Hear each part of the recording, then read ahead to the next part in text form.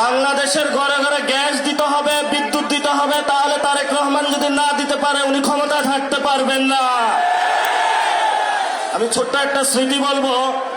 2013 সাল বেগম খালেদা জিয়া ঠিক এই জায়গায় বক্তব্য দেওয়ার জন্য এসেছিলেন।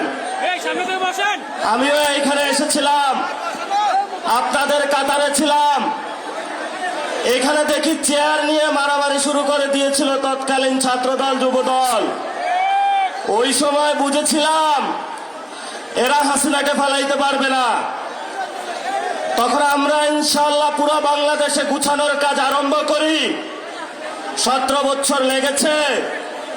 সকল দল মিলে ফ্যাসিবাদী সরকারকে বাংলাদেশ থেকে বিতরণ করেছে। এখন আমরা শুনতে পাচ্ছি বাংলাদেশে নাকি আপা টুপ করে ঢুকে পড়বে। আমরা বাইচে থাকতে আপা আসতে পারবো? বাংলাদেশে যারা তরুণ প্রজন্ম রয়েছে, আপনারা সবাই ঐক্যবদ্ধ হন, বাসায় বাসায় যান। যে জায়গায় গ্যাস নাই, যে জায়গায় বিদ্যুৎ নাই, এলাকাবাসীকে ঐক্যবদ্ধ করে রাস্তায় নেমে পড়ুন। সরকার বলছে ভারত থেকে ডিজেল নিয়ে আসবে, তেল নিয়ে আসবে, ভারত আবার ইরান থেকে নিয়ে আসে। আমরা সরকারকে বলবো, সংসদে অনেক মিথ্যাচার করেছেন, জনগণের সামনে আপনাদের মুনাফিকি চরিত্র স্পষ্ট হয়ে পড়েছে। এখন হলো গদি আমাদের টান দেওয়ার সুযোগ এসেছে। আমরা স্পষ্ট জানিয়ে দিতে চাই, গ্যাস দে, বিদ্যুৎ দে, নইলে গদি ছাইড়া দে। তারেক রহমান গদি ছাইড়া দেন। যদি গদি টিকাইতে হয় বাংলাদেশে সংস্কার বাস্তবায়ন করতে হবে। বাংলাদেশে জ্বালানি সংকটের সমস্যার সমাধান করতে হবে।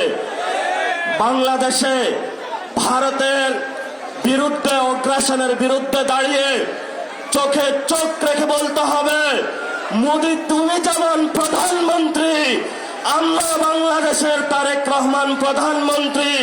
বাংলাদেশের আজাদী নিয়ে কোনো ছিনিমিনি খেলা চলবে না। শেষ কথা বলবো, এখানে শহীদ উসমান হাদির হাজার হাজার উত্তরসূরি দাঁড়িয়ে আছে।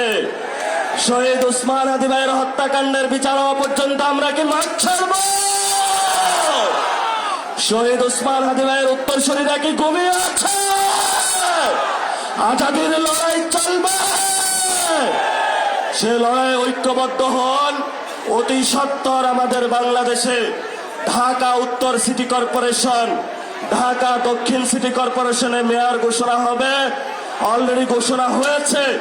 সিটি কর্পোরেশনের বিভিন্ন জায়গায় আপনারা কাউন্সিলর হওয়ার প্রস্তুতি নেন, এবং যারা মহিলা কাউন্সিলর হওয়ার প্রস্তুতি নিচ্ছেন আপনারা হলো সর্বসম্মতিক্রমে প্রস্তুতি নিয়ে ইনশাআল্লাহ ঢাকার 2টি মেয়র এনসিপির ঘরে থাকবে এবং কাউন্সিলর এনসিপির ঘরে থাকবে।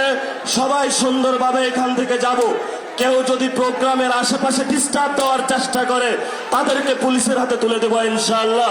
দোয়া করবেন। আসসালাম।